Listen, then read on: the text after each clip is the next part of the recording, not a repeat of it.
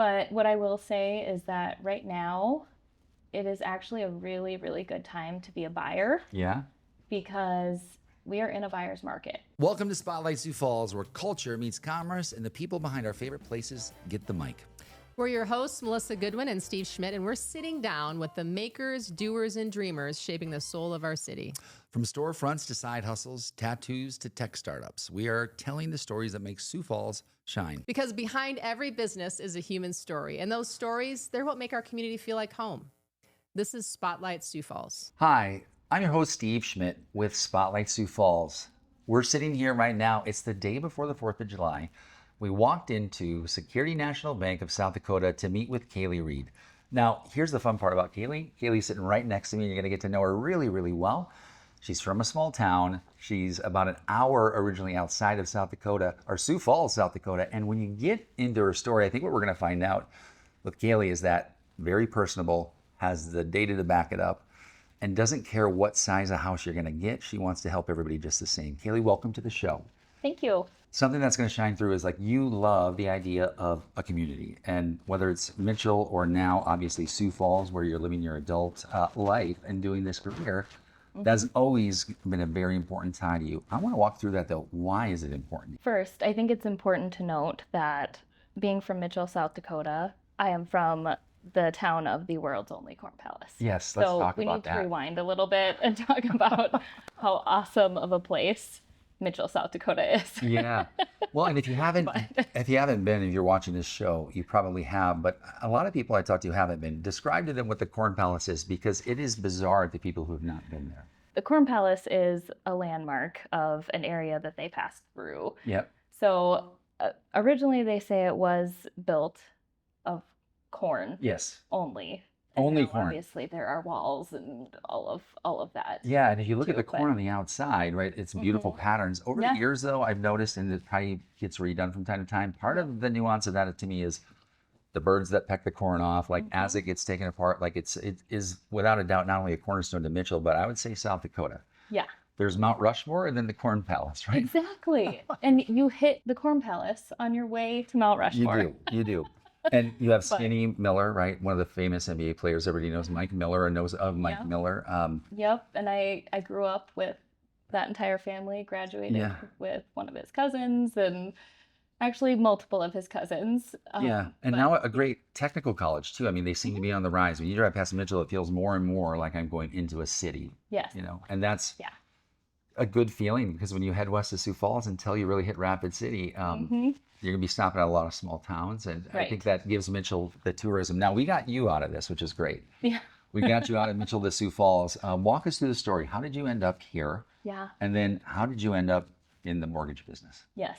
Not anything I originally planned. Mortgage was not something on my radar. What was on your radar when you were thinking of a career? What were you thinking of? My junior year of high school, I decided I'm not taking the ACTs because I'm going to beauty school. I'm going to do hair as my career. I went to beauty school. I moved to Sioux Falls, went to Black Hills Beauty College when it was still here in Sioux Falls. Yeah.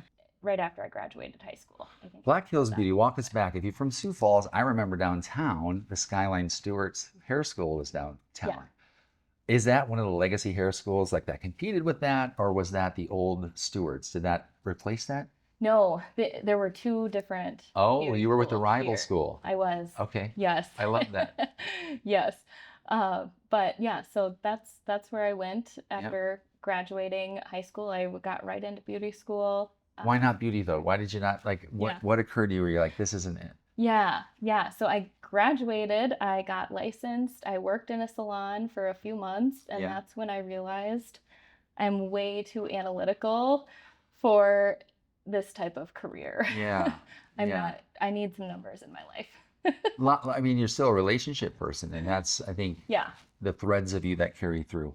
Yeah. Well, here we are, today, as I look into your office, like you're on the phone following up with people when we came in. You're looking at a lot of numbers. You're getting that side of you satisfied. Obviously, you've been doing this though for a while, and you built a name, which is not easy. When you first got into mortgage, like, what was the first year like? I met a lot of first year people, but second year and on gets kind of hard, right? Getting into banking in general, you need to start in a starting space. So I started as a teller. Yeah. Did that for 6 months, and then a job came open in the mortgage department of that bank, and that was in mortgage servicing. Okay. I did that for a year. So you knew you wanted to be in the mortgage department? I did not know that until I got into banking, and I realized, okay, I love what's going on in this department. I wanna help people even further. What do you love about it though? Yeah. Like when you think about like I'm new, what connected? Was it the analytical piece? Was it seeing people have the first home purchase? Like what was the part that was making you filling your cup, for lack of a better term? Yeah. With mortgage, I get the best of both worlds. I love talking to people and taking care of people, helping people. Yeah. I'm a very empathetic person. Yeah. So I kind of just jump right in. But on the other side of it, I am very analytical too. Yeah. So I love that I'm able to just combine those two things. And well, what makes the secret sauce though? Because I could say there's so much more to you than that though, because you have this amazing ability to relate to people. And I think the empathy part shines through, obviously. That is empathy in action, right? So when you think about that, when your customers think of you, this is really hard. How do they describe you? I guess the best way that I can really describe the way that my customers talk about me would be to pull up some reviews. Yeah. Because I have them fill out reviews on my Zillow page, which I don't have my phone on me right now. It sounds like they're going to be saying the things of like yes, integrity, trust, communication. That's what I read when I went to your reviews online. It seemed like almost a carbon copy of each other, said very differently, right? And I think so I'm a very humble person. I can so this tell. Is hard for me to I love it. About. Yeah. But most of the time, what I read in my customer reviews is Kaleigh is very personable, felt like a very personal experience. Yeah. She was always there for any questions we had, whether it was mortgage related or not. Yeah. We knew we could rely on her to help us. So when you walk into this bank, let's talk about the bigger picture here for a second. And when you walk in, there's you, which is the big picture, right? And then the bigger picture is there's a lot of people supporting you here. What is important with you when you chose this particular bank? Yeah. There's a lot of different ways you could have gone. What made you say this is where I want to call home? Because you're very comfortable here, you can tell. Security National Bank is a phenomenal place to be. I originally started, all of the different positions. Not every bank's the same. Mortgage. Yep. Not every bank is the same.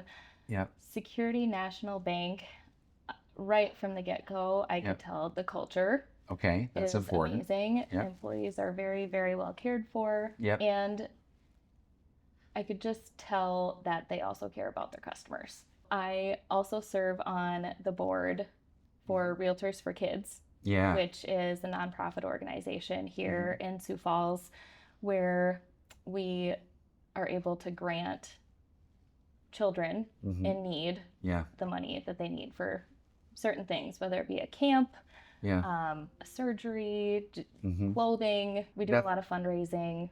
What is the current state? Because if I'm watching the news, I'm hearing probably different things in different markets, but it's kind of evened out now, where it's a lot of people would say, "Ooh, it's a really bad time to get a mortgage. I would wait." There's lots of different things going around. Yeah. About why is it a good time to buy? Why is it not a good time to buy? There's pros and cons to it at all times. In any market though, right? In any market.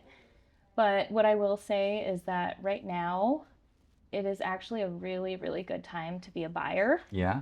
Because we are in a buyer's market. Yeah. You have the most opportunity now more than ever to be able to get some sort of deal. As a buyer.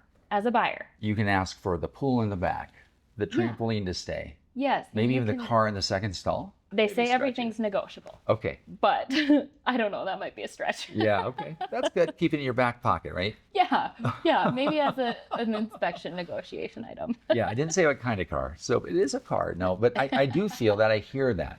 Yeah. That it is that. Now, if I'm in that market, it might be a great time to buy because there's, call it, the need for sellers to sell. But why not just wait a year? Because the rates could go down. And if I look at the history of it, the rates will go down, but you're saying this is likely not going to return. This might be something we have to get used to. And quite frankly, it's not that bad when you look back to 1987, right? Interest rates were much higher back then. Yeah. And I think there is a part of people who are still so stuck and holding on to where the interest rates were 5 years ago. 2 to 3%. Yes. Yeah. And unfortunately, we are never going to see that again in our time. The outlook is ever changing. Mm-hmm. The experts are saying something different constantly. Yeah. There has been talk of interest rates potentially coming down Okay. even a little bit more. That's great.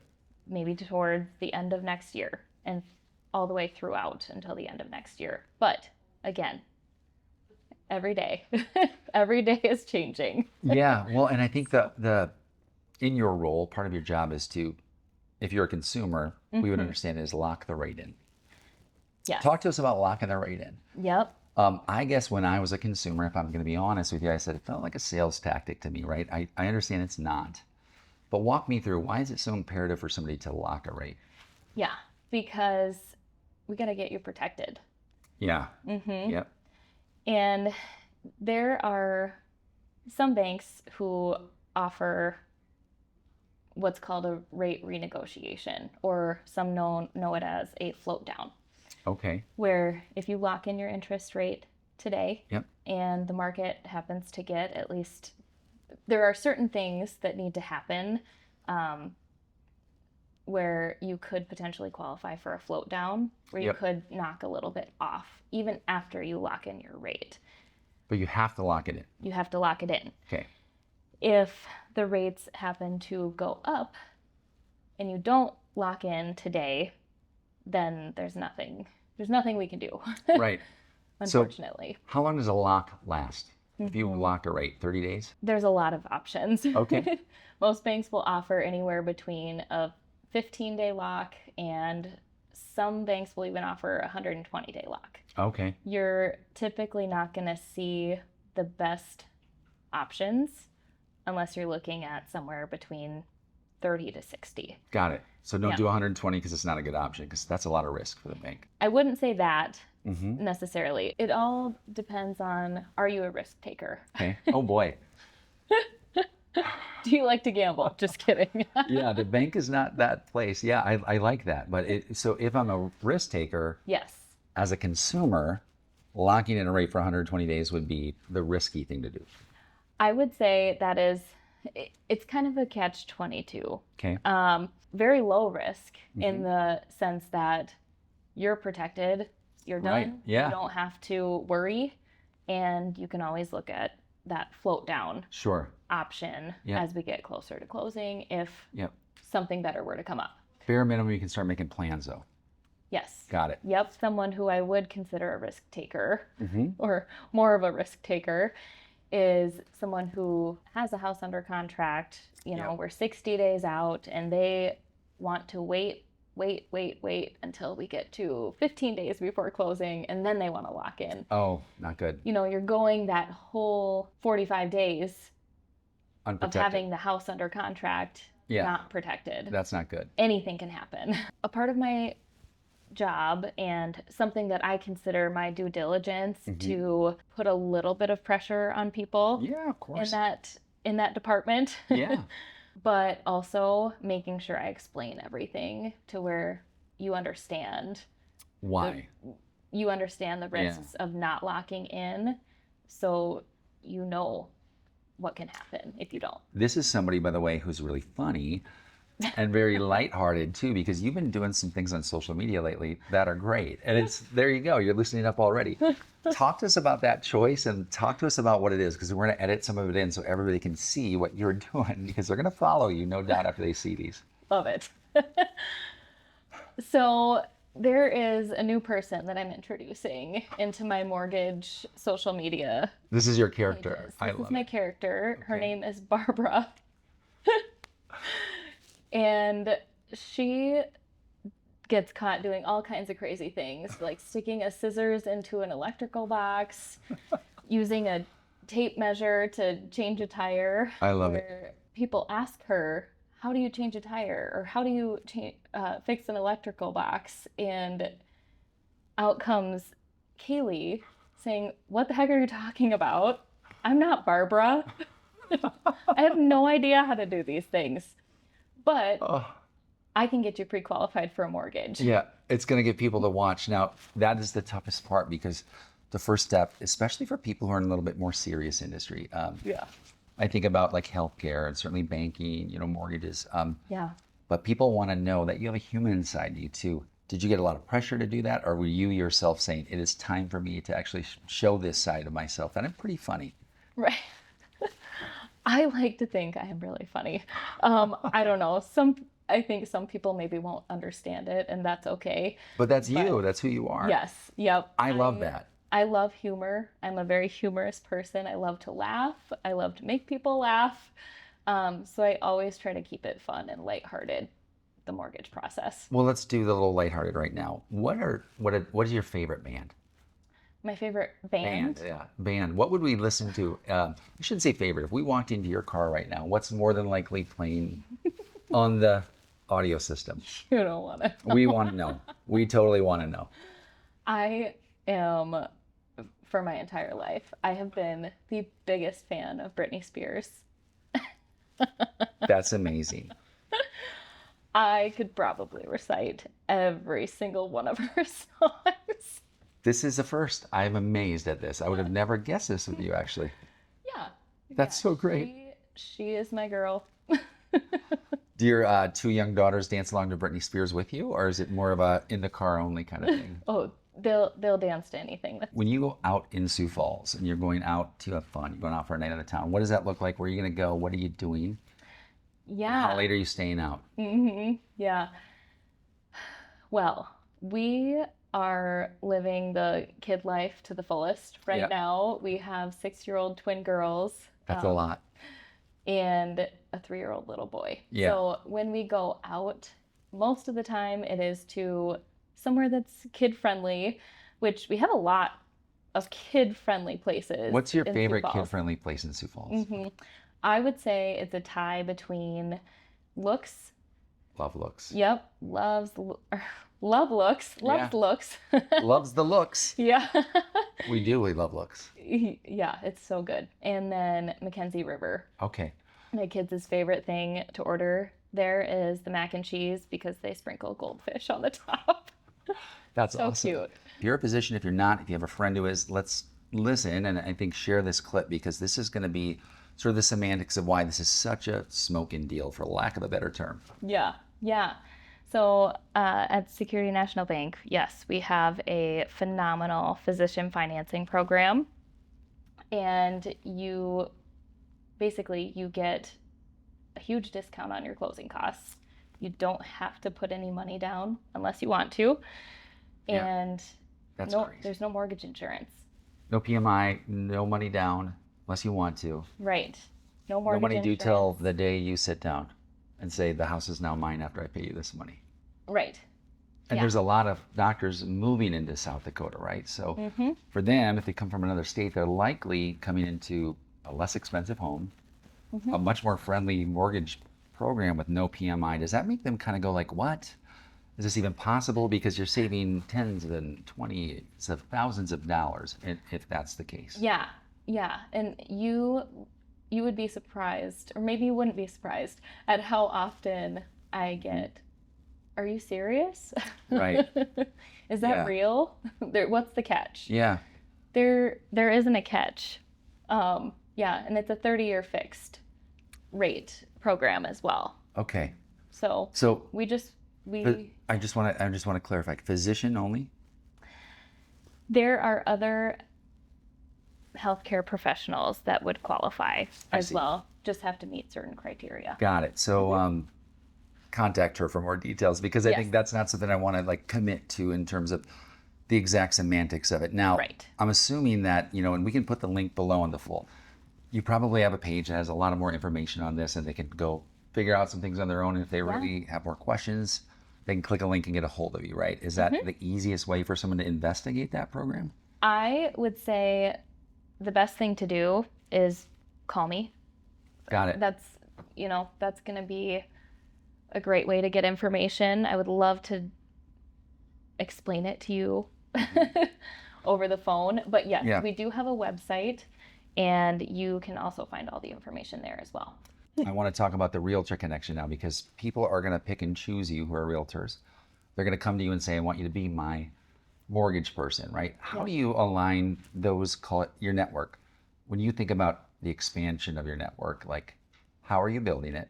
What is the intent behind it? Because whether that's, call it resourceful or trustworthy, and then how do you go about bringing new agents in as partners? Because my guess is you're going to find people of all shapes and sizes.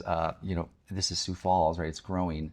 Yeah. You probably get a lot of opportunities. How do you vet those out, saying you're somebody I want to spend time with, get to know, and bring into my business so you can help, service my customers, or I can help service your customers? Right. There are over 1,000 realtors here in Sioux Falls. Now, okay. Can I clarify that real quick? Yeah.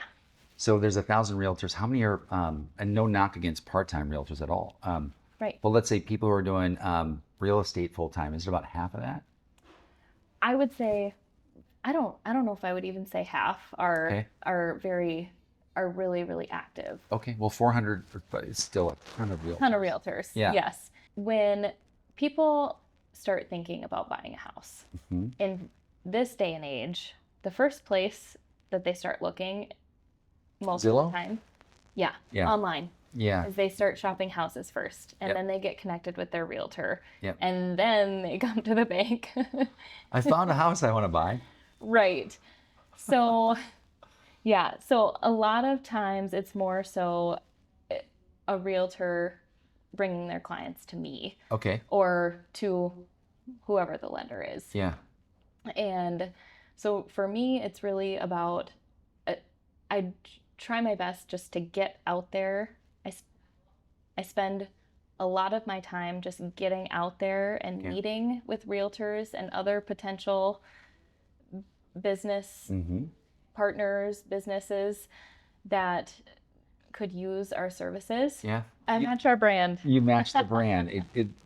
It's a great look together. So how are people going to get a hold of you now that they've stuck around at the end of this episode? They've learned about you. They know you're super funny on LinkedIn and Facebook and Instagram, but they go, gosh, I want to get a hold of her. I want to talk about mortgages. You can find me on Facebook, Instagram, LinkedIn, and you can even go to our website, snbsd.com. My name is Kaleigh Reid, REID. This episode of Spotlight Sioux Falls is sponsored by Magnetic. We help businesses grow through content that stands out and software that scales your conversations. Not sure how to build your pipeline? You can find us at magnetic.services. Magnetic.services. Your pipeline will thank you. Thanks for listening to Spotlight Sioux Falls. These are the stories and the businesses that shape our city. If you heard something today that made you smile, made you think, or maybe reminded you of someone you know in your neighborhood, please share it. That's how we support local. That's how we grow. And if you know a business owner we should feature, or you want to tell your story, reach out. Until next time, we're Steve and Melissa, and this is Spotlight Sioux Falls, where local stories get the stage they deserve.